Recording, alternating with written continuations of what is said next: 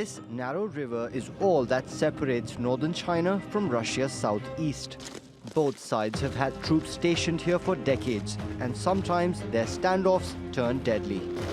But now, military patrols are being replaced by commercial vessels, shuttling people and goods between the two countries. Last week, a new overpass was opened connecting the city of Haihei in China to Blagoveshchensk in Russia.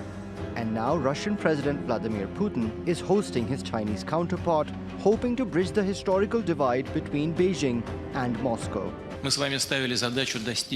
Last year, we set a goal to reach $100 billion in bilateral trade. Due to the efforts of both governments and our people, we have exceeded this target, and trade continues to grow. Improving ties with its neighbor has helped China become Russia's biggest trade partner, exporting goods worth $108 billion last year. Russian exports to China, mostly made up of fuel shipments, have reached $56 billion.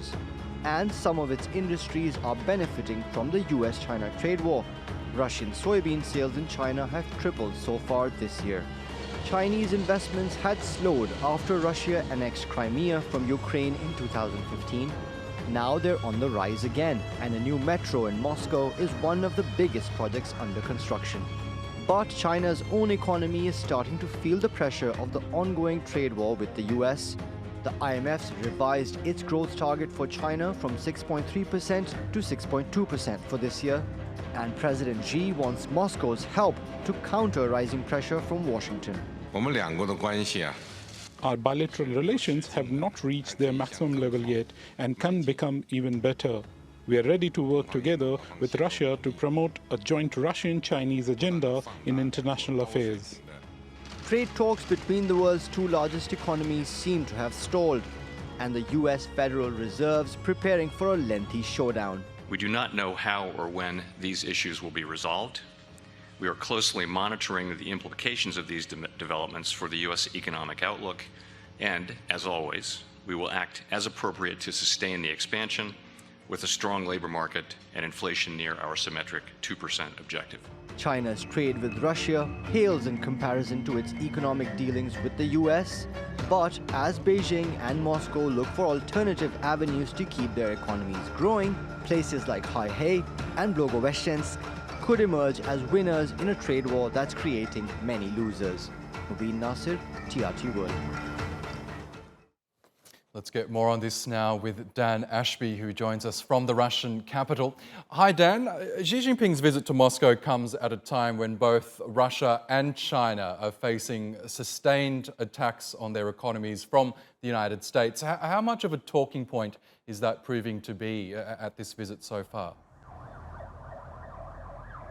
Well, I think it's a big message that has been part of President Putin and President Xi's communique, their speech in the last hour or so. President Xi said that the world was moving into a place where hegemony and strength were valued more than anything else. And President Putin said, look, the likes of Russia and China need to start using multilateral institutions like the G20 and various bodies to try to make sure the rules-based system remains in control of the global economy and people come to agreements together. So I think that was a bit of a swipe at the US. And you have to remember that this whole visit, in a way, is a message to the US as well, because as your reporter has said, China is going through its own trade war with the US. Russia has economic sanctions, quite a few of them from the US. And so I think the two leaders want to show just how close Russia and China are becoming. And that's a message to the US to say, look, if you're going to keep punishing us, we're going to turn to each other. And of course, when it comes to our own trade and our own business, then we can do what we like. We can decide what we like, and we will become a global force together. So Russia and China don't want to cut off the US, but they certainly want to send a message that they're not happy about the current state of affairs. Yes, so in what areas exactly are Russia and China hoping to forge closer ties? Well, they've already signed nearly 30 joint projects, and today they've announced a number of new ones. They will be looking at a huge gas project together in China. China has also agreed to allow Russia to start building part of its nuclear power station. There's a huge joint venture where they're going to set up something like Alibaba Russia, a great tech venture together. So they have these big deals. Lots of them are in oil and gas, but their trade is going up. It has gone above $100 billion for the first time, $108 billion billion. It's growing quite fast, but it's got a long way to go. And of course, a lot of that trade are these big energy deals, government contracts. So at the moment, although they're forging together, particularly at a high political level, there isn't as much business-to-business trade going on. They still have a long way to integrate the countries fully economically on trade that expands right across Russia and China, but they are trying to move it in that direction. So certainly Russia and China seem to be closer than they've ever been before, but still some way to go before they are a full economic juggernaut together. We also know that Russia has been pushing for non-dollar payment systems in the face of greater US sanctions. Is that an idea that China is also buying into?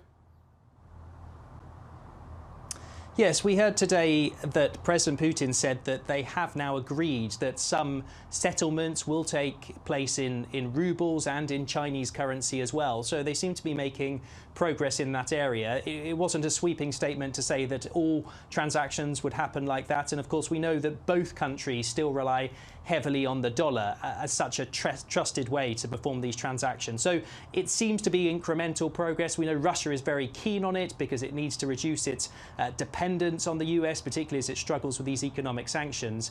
So I think this agreement in whatever sphere of settlements, we don't know how widespread it is, will be seen as some progress. And China seems to have agreed to it as well. So yes, cooperation on that front. Okay, Dan Ashby in Moscow, thanks so much for that update.